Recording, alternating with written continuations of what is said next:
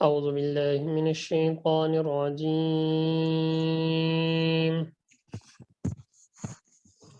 بسم الله الرحمن الرحيم.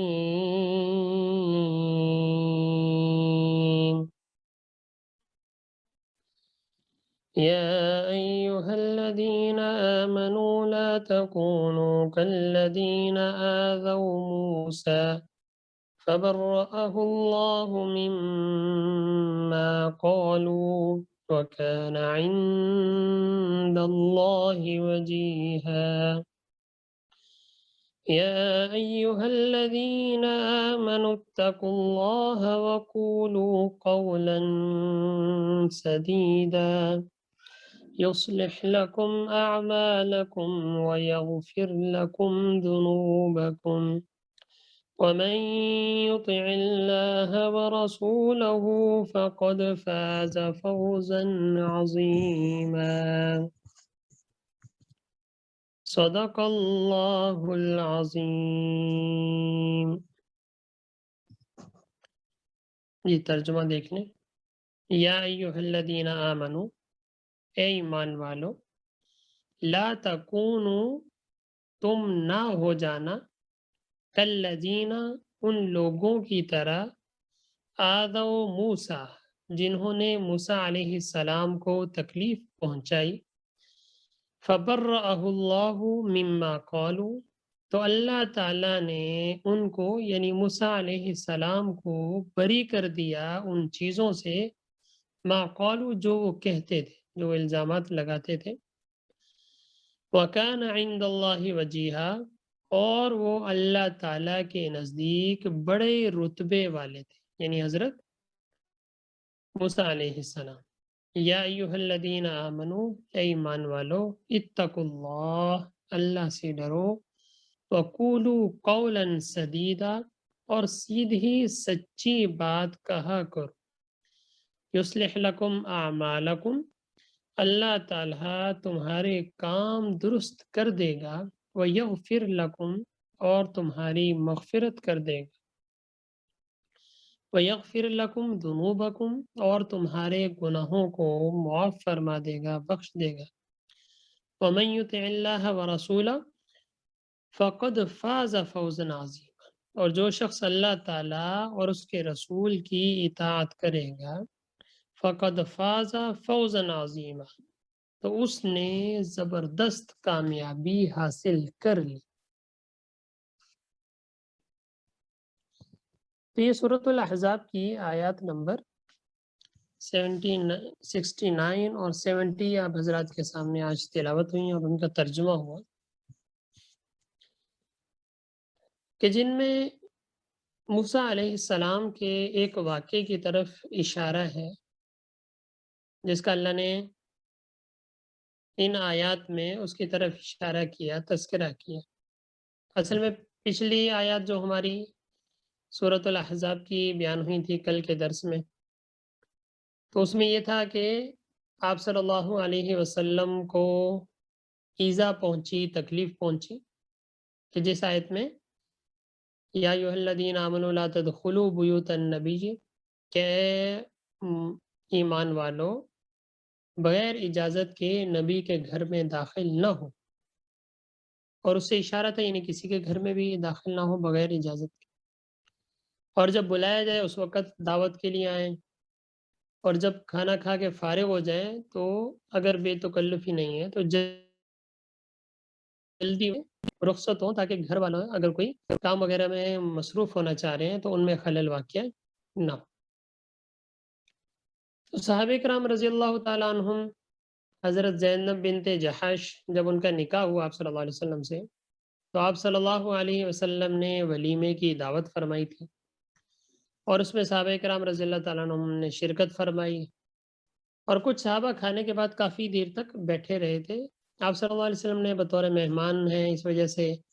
یا بطور حیا کے کچھ عرض نہیں کیا، لیکن آپ صلی اللہ علیہ وسلم کو ناگواری ہوئی. اور جب یہ حضرات چلے گئے تو اسی ٹائم اللہ نے یاد نازل کی کہ یا ایھا النبی لا تدخلوا بیوت النبی، کہ مومنوں نبی کے گھر گھر میں بغیر نہ ہو، جب بلایا جائے تو اس وقت دعوت کے لیے حاضر ہو جاؤ، اور جب دعوت سے فارغ ہو جاؤ تو پھر تم بھلے چلے جاؤ. پھر خام خواہ وہاں پہ بیٹھے رہنا کسی کے گھر میں یا نبی کے گھر میں، تو ایسی صورت میں ان لوگوں کو تکلیف پہنچنے کا اندیشہ. تو پچھلی آیات میں 2 رکوع پہلے تو چونکہ نبی کریم صلی اللہ علیہ وسلم کو ایک طرح تکلیف پہنچی تھی، اور میں نے 2-3 واقعات یہاں پہ عرض کیے تھے، ہو سکتا ہے اس وجہ سے ہو سکتا ہے اس وجہ سے ہو سکتا ہے یہ شان نزول. تو ان آیات میں جو آج کی آیات ہیں، تو ان آیات میں مومنوں کو موسیٰ علیہ السلام کے واقعے کی طرف اشارہ کر کے تنبیہ کی گئی کہ اے ایمان والو، تم ان لوگوں کی طرح نہ ہو جانا جنہوں نے موسیٰ علیہ السلام کو تکلیف پہنچائی. اب موسیٰ علیہ السلام کو کیا تکلیف پہنچائی تھی کہ جس سے اللہ نے ان کو بری کر دیا؟ تو اس کا اس آیت میں، آج کی آیت میں، یہ جو سورۃ الاحزاب کی آیت نمبر 69 ہے، اس میں اس کا تذکرہ ہے. پہلے میں اس واقعے کو مختصراً عرض کر دیتا ہوں، پھر ہمیں آیت سمجھنے میں آسانی ہوگی. موسیٰ علیہ السلام اللہ تعالیٰ نے نبی بنا کے بھیجا تھا، اپنی قوم کو دعوت و تبلیغ دیتے رہے، سمجھاتے رہے. اور نبی کو جس طرح اللہ تعالیٰ نے گناہوں سے معصوم پیدا کیا ہوتا ہے کہ نبی سے کسی گناہ کا تصور ہی ممکن نہیں ہے، معصوم ہے، تو اسی طریقے سے ظاہری عیوب سے بھی اللہ تعالیٰ ان کو بالکل مبرہ یعنی پاک صاف رکھتا ہے کہ ظاہری جسم پہ بھی کوئی عیب وغیرہ نہ ہو، کوئی خلقت کے لحاظ سے بھی ایسا عیب نہ ہو. ویسے تو انسان کو اللہ نے اشرف المخلوقات بنایا، بڑا حسین پیدا کیا، لقد خلقنا الانسان فی احسن تقویم، کیا ہم نے انسان کو بڑا خوبصورت بنایا. لیکن جو انسانوں میں بھی درجات ہیں، بعض اوقات ہم جس کو نقص شمار کر لیتے ہیں یا کوئی بیماری شمار کر لیتے ہیں، تو اللہ تعالیٰ نے انبیاء کو ان چیزوں سے بھی بالکل پاک صاف رکھا. تو موسیٰ علیہ السلام کی قوم والے، وہاں یہ کلچر تھا کہ جس طرح نہانے کے وقت نہر پہ یا دریا پہ یا کسی جگہ پہ حمام وغیرہ، اگر وہاں جس طرح مرد نہا رہے ہیں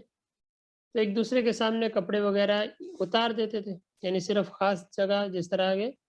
آج کل یعنی ٹراؤزر پہنا ہوا ہے، سوئمنگ پول میں لوگ نہاتے ہیں، ٹراؤزر وغیرہ پہنا، سطر چھپی ہوئی ہے، باقی جسم کا حصہ ظاہر.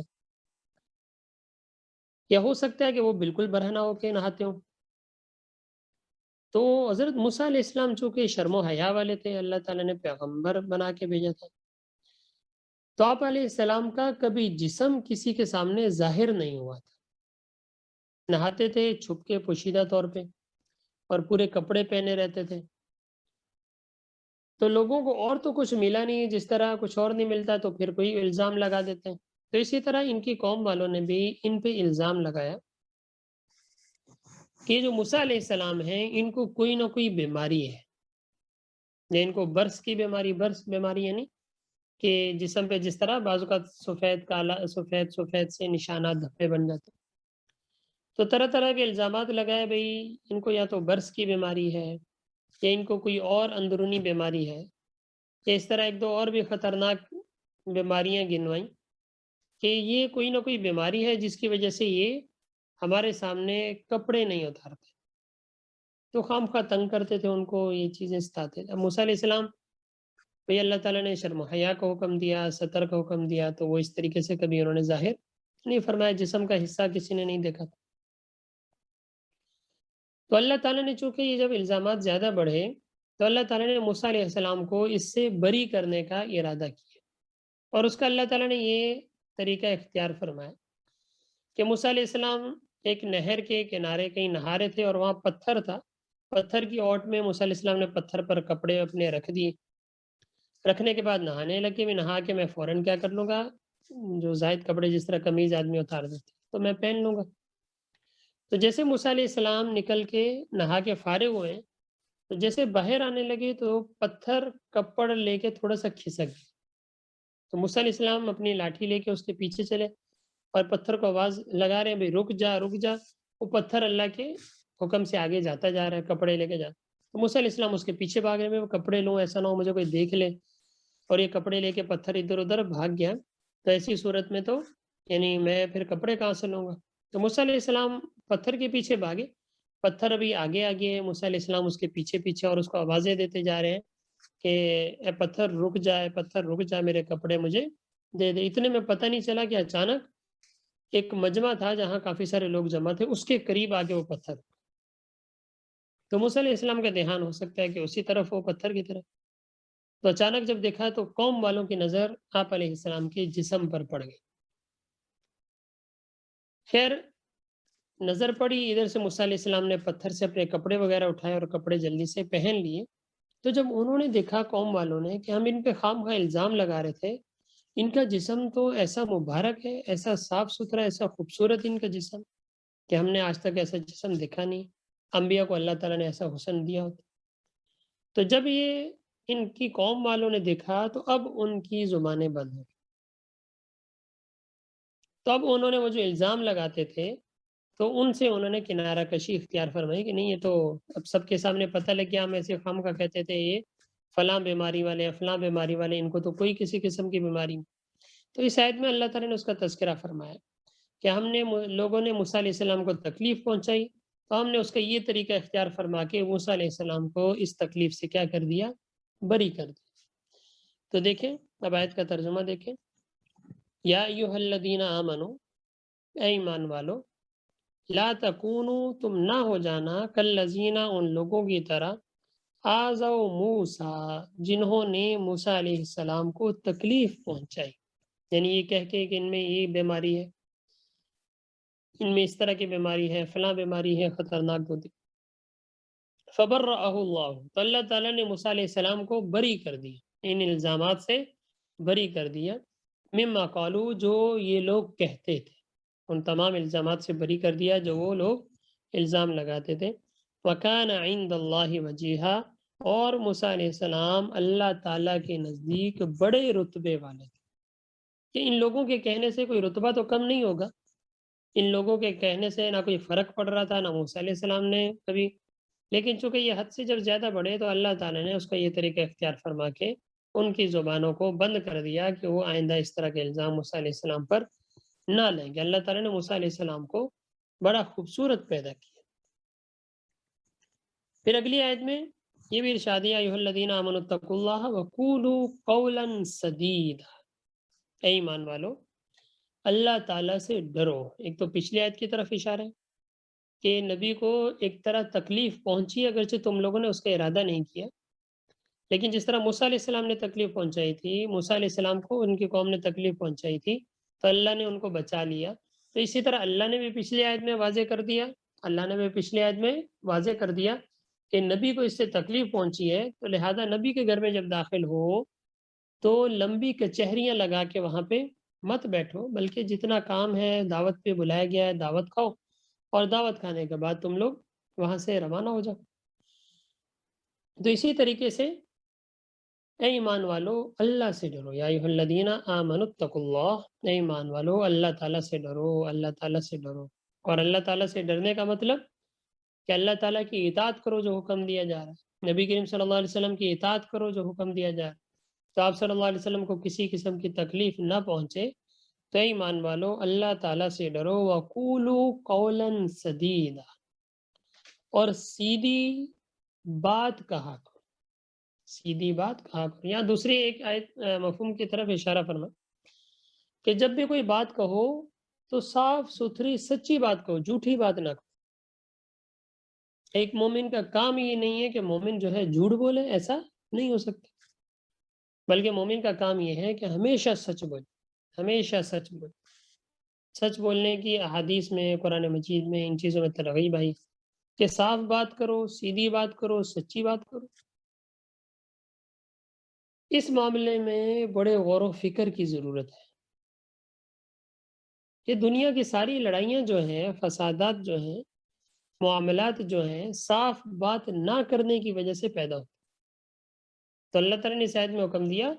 کہ جو بھی معاملہ ہے، دنیا کا معاملہ ہے، جو بھی معاملہ ہے، صاف ستھری بات ہونی چاہیے، سیدھی بات۔ اگر ہم سچی بات کہنے کی اور اسی طرح صاف ستھری بات کہنے کی عادت ڈال لیں تو ہمارے گھروں کے لڑائی جھگڑے یہ سارے کیا ہو جائیں، ختم ہو جائیں۔ ویسے تو جھوٹ بولنا مسلمان کی شایان کے لائق نہیں ہے کہ ایک مسلمان جھوٹ بولے۔ اللہ تعالیٰ نے لعنت فرمائی ہے جھوٹ بولنے والوں پر، لعنت اللہ علی الکاذبین، کہ اللہ تعالیٰ کی جھوٹوں پر کیا ہو، لعنت ہوتی ہے۔ ایک مسلمان سے یہ تو بعید ہے کہ مسلمان جھوٹ بولے۔ جھوٹ کے اندر بہت ساری چیزیں آ جاتی ہیں، جس طرح کل بھی بات آئی تھی، شادی بیاہ کے معاملات ہیں، لوگ کارڈ چھاپ دیتے ہیں، غلط ٹائمنگ لکھ دیتے ہیں، غلط بیانی کر دیتے ہیں، تو یہ بھی جھوٹ کے زمرے میں آتا ہے نا۔ آپ نے کسی کو وقت دیا، کسی کو ٹائم سے بلایا، میں اتنے بجے پہنچ جاؤں گا، آپ اگر اس پہ نہیں پہنچ رہے تو آپ نے جھوٹ بولا تھا، غلط بیانی۔ کہ آپ نے کسی سے کہہ دیا کہ اتنے ٹائم پہ آ جانا، وہ آدمی پہنچ گیا، آپ نہیں پہنچے، آپ نے غلط بیانی کی، جھوٹ پر۔ صرف یہ جھوٹ نہیں ہے کہ ہم کسی خاص معاملے میں ہم اس کو جھوٹ بولے، نہیں، دنیا کے ہر معاملے میں آپ نے کسی کو ٹائم دیا ہوا ہے، آپ نے کس چیز کی پابندی کی ہے، آپ وہاں پہ نہیں پہنچتے، وعدہ خلافی بھی ہے اور جھوٹ بھی ہے آپ لوگوں کی طرف سے۔ تو اس لیے ان معاملات کے اندر بڑی توجہ کی ضرورت ہے، بڑی توجہ کی ضرورت ہے، بڑی کوتاہی ہیں ہمارے، دیکھو نا گھروں میں، ہمارے ان چیزوں میں، کہیں پہ مثال کے طور پہ آپ گھر سے باہر ہیں، گھر سے کال آ گئی، بھائی کہاں پہ ہو، آپ دوستوں کے ساتھ ہیں تو سچ بتائیں نا، صاف ستھری بات نہیں، میں فلاں دوست کے ساتھ ہوں، تھوڑا سا ٹائم لگ جائے گا، میں اتنے ٹائم پہ کیا ہو جاؤں گا، پہنچ جاؤں گا، تو کوئی مسئلہ نہیں۔ لیکن کئی لوگوں کو دیکھا گیا، ہمارے ساتھ بھی کئی ایسے پروگراموں میں، دعوتوں میں، کئی جگہ ہم بیٹھے ہوئے ہیں، یعنی ساتھی سارے بیٹھے ہوئے ہیں، گھر سے کال آ گئی، ہاں بھائی کہاں پہ ہیں؟ جی میں فلاں جگہ پہ ہوں۔ ہمیں کب پہنچ جائیں گے؟ میں 10 منٹ میں پہنچ رہا ہوں۔ ارے بھائی 10 منٹ میں کیسے پہنچ جائیں گے؟ گھنٹے کی ڈرائیو ہے، پھر ہم کھانا وانا کھائیں گے، کھانا وانا کھانے کے بعد آپ کو 2 ڈھائی گھنٹے تو آرام سے لگ جائیں گے، آپ کیسے کہہ رہے ہو کہ میں 10 منٹ میں 15 منٹ میں پہنچ جاؤں؟ ہم ایک دفعہ 3 4 ساتھی، 3 4 حضرات تھے، کہیں کھانے کے لیے ایک پروگرام تھا، پھر اس کے بعد کھانے پہ بیٹھے ہوئے تھے، تو اب گھر سے ہمارے جو دوست تھے ان کی کال آ گئی، بیٹے کی کال آئی، اور پہلی دفعہ بیٹے نے کہیں کچھ کہا بھی، فلاں جگہ میرا فلاں چیز کھانے کو دل کر رہا ہے، تو آپ آ جائیں گے، یعنی لیتے ہوئے آ جائیں گے، نہیں تو میں کسی سے منگوا لیتا ہوں یہیں سے، اہلیہ نے کہا۔ میں نے کہا نہیں نہیں بیٹا، ٹینشن نہیں، اب 9 بج رہے، میں بس آدھے گھنٹے کے اندر اندر ہی لے کے آ جاؤں۔ تب وہ گھر والے سارے انتظار کریں ہوئے کھانے کے لیے، فلاں چیز کہا ہوا ہے تو لے کے آ جائیں گے، بچوں کو کھانا پینے سے روکا ہوا ہے، بھائی وہ آ جائے گی، ہم کھاتے ہیں سارے مل کے۔ اب ہم اس کسی کام میں بزی تھے، پھر اس کے بعد کھانا وانا تھا، اب وہاں سے ان کے گھر کی ڈرائیو جو ہے وہ بھی تقریباً 1 گھنٹے کی۔ اب ہم نے کہا بھی، میں نے کہا یار 1 گھنٹے کی ڈرائیو ہے، آپ کیسے پہنچیں گے، بچے انتظار کر رہے ہوں گے، غلط بیانی ہو جائے گی۔ اور کہ نہیں میں یہ نہیں بتا سکتا کہ میں فلاں کے ساتھ، ٹھیک ہے نہیں بتا سکتے تو آپ بتا دو کم از کم میں فلاں جگہ پہ ہوں، مجھے اتنا ٹائم لگ جائے گا، میں دیر ہو جائے گی، تاکہ گھر والے انتظار میں نہ رہیں۔ تو خیر کرتے کرتے ہمیں وہ دیر ہو گئی، پھر کھانے وانے کا تھا تھوڑا وہاں پہ، اب 9:30 بج گئے، پھر دوبارہ گھر والوں کی کال آئی کہ بابا آپ آئے نہیں، صحیح انتظار کریں سارا، بس بیٹا میں تھوڑی دیر میں پہنچ رہا ہوں، 10 15 منٹ میں، پھر غلط بیانی کر دی۔ تھوڑی دیر کے بعد پھر گھر والوں سے کال آ گئی، پھر کہا بس مجھے تھوڑی دیر ہو گئی، ٹریفک جام ہے، میں تھوڑی دیر میں پہنچ، یہاں تک کہ کرتے کرتے ہمیں 10:15 ہو گیا جب ہم نکلے وہاں سے۔ اب 10:15 بجے دوبارہ جب کال آئی، اب بات کیا کریں گھر والوں سے، بھائی بچے 1.25 گھنٹہ ہو گیا انتظار کر رہے ہیں، بھائی وہ لے کے آنے والا ہے، وہ بھی آپ لائے نہیں اور آپ بار بار غلط بیانی کر دیا۔ پھر ہمارے دوسرے ساتھی ہیں، انہوں نے خیر کہا کہ میں آپ کو ڈراپ بھی کر دیتا ہوں گاڑی میں، تھوڑا جلدی بھی پہنچ جائیں گے۔ لیکن وہاں بھی اگر دیکھا جائے وہ 10:15 اگر نکلے ہیں تو پہنچتے پہنچتے 11:45 تو ہو گئے ہوں گے۔ آپ نے ٹائم دیا ہوا ہے، میں 9:30 بجے کھانا لے کے آ رہا ہوں، فلاں چیز لے کے آ رہا ہوں، اب وہ سارے انتظار، اب 11 بجے اگر آپ لے کے چلے بھی گئے تو آپ کی تو کوئی وقت نہ ہوئی نا، آپ کی تو پھر کوئی حیثیت نہ ہوئی، آپ نے غلط بیانی کر دی بچوں کے ساتھ، آپ نے غلط بیانی کر دی اہلیہ کے ساتھ۔ کئی لوگوں کو ایسا دیکھا گیا کہ کئی دفعہ کہیں پہ ٹریفک میں یا کہیں آ رہے ہیں، حالانکہ پتہ اتنا ٹائم لگ جائے گا، پھر اس کے باوجود غلط بیانی کیوں کریں؟ اب اگلا بندہ انتظار میں ہے، صحیح بس میں 10 منٹ لگیں گے مجھے، آپ وہاں پہنچے، میں پہنچ رہا ہوں۔ ایک دو دفعہ میرے ساتھ ایسا ہو گیا، صحیح ٹائم دیا، میں ٹائم کا پابند ہوں، مجھے کہا بھی 8 بجے فلاں جگہ پہ ملاقات کرنی، میں نے کہا ٹھیک ہے، میں 8 بجے وہاں پہنچ گیا، جی ابھی فون کیا، بس میں 5 منٹ میں پہنچ رہا ہوں۔ 5 منٹ گزر گئے، دوبارہ کال کی، 5 منٹ گزر گئے، میں یہاں پہ کھڑا ہوں، آپ کہاں ہیں؟ بس حضرت میں 10 منٹ میں آ رہا ہوں۔ میں نے کہا پھر حضرت میں انتظار نہیں کر سکتا، میں جا رہا ہوں، اگر آپ نے ملاقات کرنی ہو تو آپ پھر میرے پاس ابھی تشریف لے آئے گا، فلاں جگہ جو ٹائم بتائیں گے اس ٹائم پہ تو معذرت کرنی پڑی، کیونکہ اندازہ تھا کہ بندہ نہیں پہنچ سکے گا، آدھا پونا گھنٹہ بھی اس نے نہیں پہنچنا۔ اب اس طرح کے معاملات ہیں، شادی بیاہ میں بھی دیکھا جائے جی ٹائمنگ رکھ دی 8 بجے کھانے کی، اب لوگ سارے 8 بجے اگر پہنچے، پتہ چلا کھانا تو 10 بجے، اور اگر کوئی جلدی آ گیا اس کے لیے مسئلہ، دیر سے کوئی آ رہا ہے اس کے لیے مسئلہ، اگر دیر سے آ رہے ہیں آپ نے پھر جلدی کیوں رکھا، ٹائمنگ جلدی کیوں رکھی، غلط بیانی کر رہے ہو آپ، جھوٹ بول رہے ہو۔ تو شریعت کہتی ہے جو بات ہے صاف ستھری ہے، سیدھی ہے، آپ کے آپس کے معاملات ہیں، مثال کے طور پہ بزنس کے معاملات ہیں، آپ کے جاب کے معاملات ہیں، آپ کے کسی اور کام کے معاملات ہیں، کوئی آپ سے کام کہہ دے ہو سکتا ہے ٹھیک ہے، نہیں ہو سکتا اس کو آسرے میں نہ رکھیں نا، صاف بات کو۔ ایک تو جھوٹ ہے نا، جھوٹ تو اور خطرناک ہے، لیکن ایک ہوتا ہے گول مول بات کر دینا، آسرا دے دینا، جب آپ کے بس میں نہیں ہے، نہیں کسی نے آپ سے کہا یار فلاں کام کروانا ہے، صحیح میرا فلاں کام ہے آپ کروا دو، ہاں دیکھیں گے، آپ ایک ہفتہ دے دیں بھائی، اگر نہیں ہو سکتا تو آپ ان سے عرض کر دو بھائی میرے بس میں نہیں ہے، میں جس سیٹ پہ ہوں، میں جس پوسٹ پہ ہوں وہاں پہ نہیں ہو سکتا۔ آپ نے 2-3 ہفتے مہینہ اس کو لارے لگا دیا اور اس کے بعد نہیں یار وہ کام نہیں ہو سکا، بھائی یہ تو پھر بات صحیح نہیں، صحیح بات کہنی چاہیے، سچی بھائی اگر یہی تھا آپ پہلے ہی بتا دیتے کہ میرے بس میں نہیں، صاف بات کہیں، سچی بات، کوئی چیز آپ سے کہی گئی ہے، کوئی کام سے کہا گیا ہے، اگر تو ہو سکتا ہے پھر تو آپ ان کو آسرا دیں، اور اگر نہیں ہو سکتا تو پھر واضح منع فرماتے، چاہے کوئی بھی معاملہ ہو، دنیا کا کوئی معاملہ دیکھ لیں، لازمی نہیں کہ بڑے معاملات ہو، چھوٹے معاملات ہیں، کوئی آپس کے دوستوں کے معاملات ہیں، کوئی آپ کے وہاں کمپنی کے معاملات ہیں، تو جس سے بھی جو معاملہ ہو بالکل کلیئر واضح الفاظ،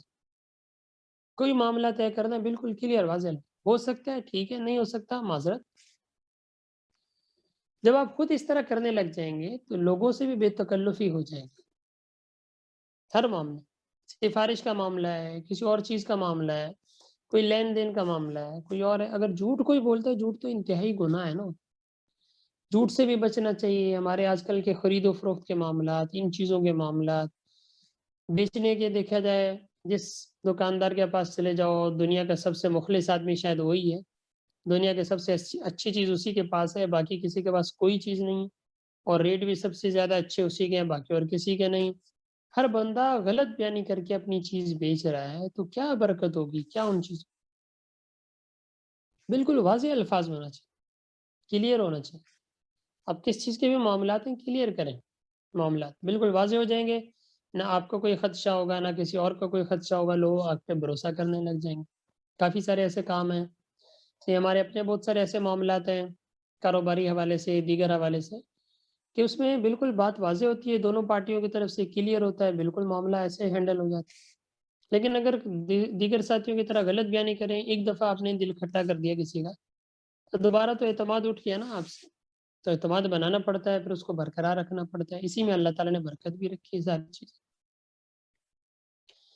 تو اس بات کو اپنے پلے باندھ لینا چاہیے کہ چاہے گھر کے معاملات ہوں، میاں بیوی کے آپس کے ہیں، بہن بھائیوں کے ہیں، والدین کے ساتھ ہیں،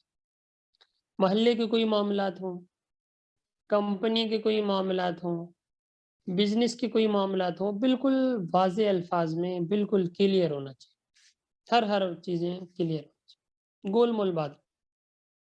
اور جب کلیئر ہو جائے گا آپ کسی کے ساتھ بیٹھیں کلیئر کریں، معاملہ ختم۔ جب صاف ستھری سیدھی سچی بات کرنے کی عادت ڈال لیں گے ہم لوگ، تو ہمارے آدھے سے زیادہ جھگڑے ویسے ہی ختم ہو جائیں، خاص طور پہ شوہر ہیں، بیویاں ہیں، گھر کے معاملات ہیں، شوہر ہیں باہر ہوتے ہیں عام طور پہ، بھائی کال وغیرہ کر دی، بھی کتنی دیر میں پہنچ رہے ہیں، بالکل واضح بتائیں بھائی میں ابھی فلاں جگہ پہ ہوں، مجھے اتنا ٹائم لگ جائے گا، مجھے آنے میں اتنا ٹائم لگ جائے گا، پہلے 10 منٹ اوپر بتا دیں تاکہ جلدی تو کم از کم پہنچ جائے۔ تو ان چیزوں کا خیال رکھنا چاہیے، ان چیزوں کا اہتمام کرنا چاہیے۔ اسی طرح گھر والی بیویاں ہیں، دیگر گھر کی خواتین ہیں، ان کو بھی یعنی اس معاملے میں کوئی چیز بنی ہوئی ہے، پکی ہوئی ہے، کتنا ٹائم لگ جائے گا، کب تک تیار ہو جائے گی،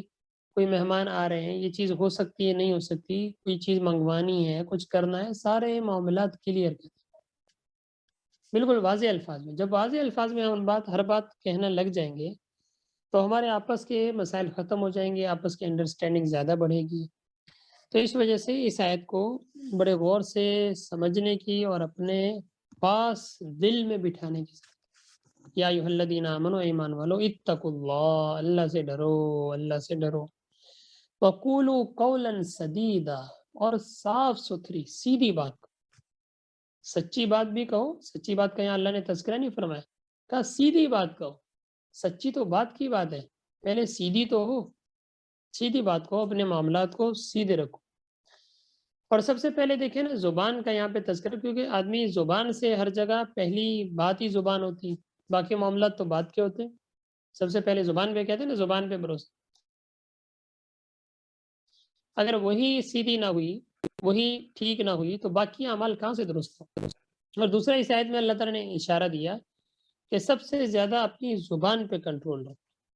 جس کا زبان پہ کنٹرول ہے تو یصلح لکم اعمالکم، اللہ تعالیٰ اس کے باقی سارے کام بھی کیا کر دیں گے؟ درست کر دیں گے۔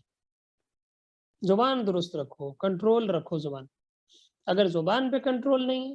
تو پھر باقی اعضاء پہ، باقی چیزوں پہ، باقی نفس پہ کہاں سے کنٹرول ہو؟ تو اس لیے سب سے پہلے، چاہے میاں بیوی ہیں، چاہے آپ رشتہ دار ہیں، چاہے آپ دوست ہیں، کوئی بھی مسئلہ ہے، اپنی زبان کو اپنے کنٹرول میں رکھیں، زبان کو قابو میں رکھیں۔ کوئی اگلا سخت لہجے میں بات کر رہا ہے، آپ کم از کم اس ٹائم زبان کنٹرول میں۔ کوئی بھی آتے ہیں، کئی دفعہ ہمارے پاس اداروں میں پیرنٹس آ جاتے ہیں، ایک دم کسی کو کوئی معاملہ ہو گیا فلاں، بھائی بعد میں ہم کہتے ہیں یہ بات آپ چیخ کے کر رہے ہیں، آہستہ بھی تو ہو سکتی ہے۔ دو گاڑیاں جا رہی ہیں، اچانک دیکھا لڑائی ہو گئی، ہلکی سی گاڑی ٹچ ہوئی، وہ آپے سے باہر ہو گیا، یہ آپے سے باہر ہو گیا، ایک دوسرے سے گالم گلوچ ہو گیا، شیشہ توڑ دیا، کچھ اور کر دیا، نتیجہ کیا ہے؟ کچھ بھی نہیں۔ بھئی یہ پہلے اگر ہوگی غلطی، فوراً سوری کریں، معذرت کریں، معاملہ ٹھنڈا ہو جائے گا، صاف ستھری بات۔ ہمارے استاد فرما رہے، میں ایک دفعہ جا رہا تھا گلی میں، اچانک میری گاڑی ٹچ ہو گئی کسی گاڑی کی، میں نے گاڑی روک دی۔ اب لوگ سارے جمع ہو گئے، مار دیا، یہ گاڑی روک دی، یہ کر دیا، فلاں کر دیا۔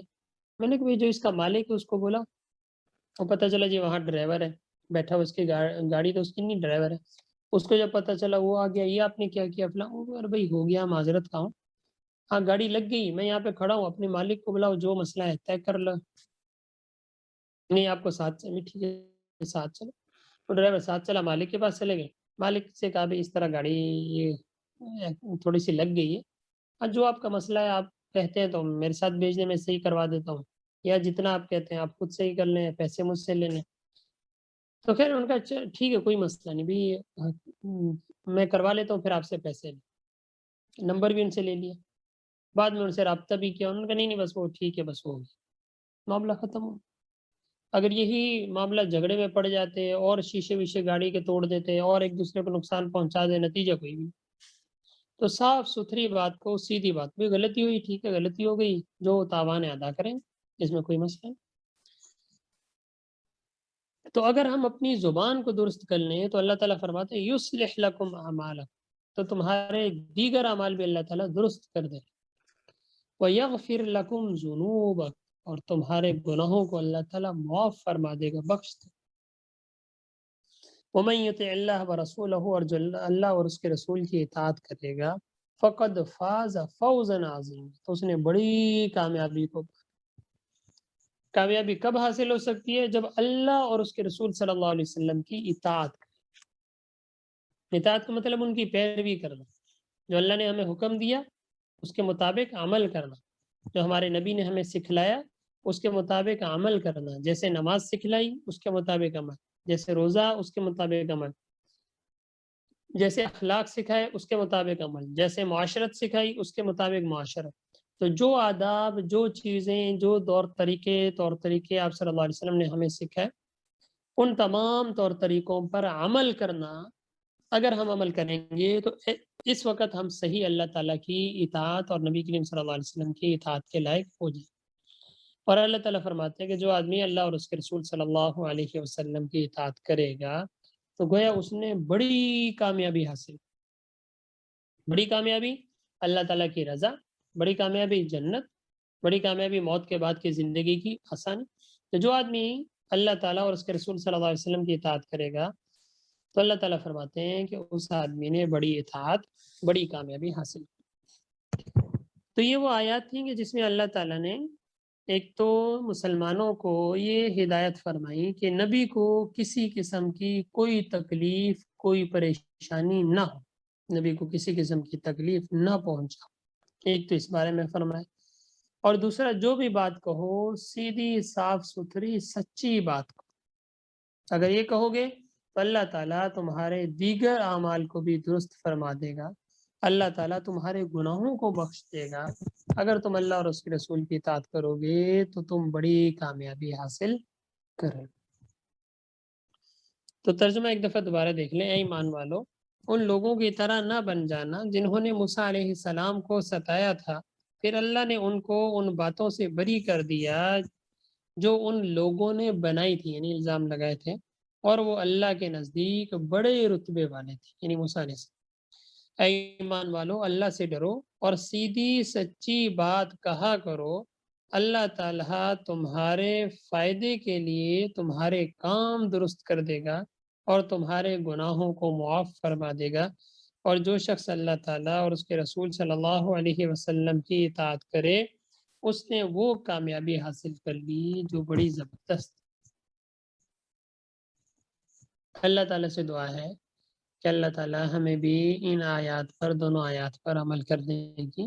اور اس کے مطابق اپنی زندگی کو گزارنے کی توفیق عطا فرمائے۔ دیکھیں بڑی اہم آیات ہیں، ہمارے لیے سبق ہے ان آیات میں۔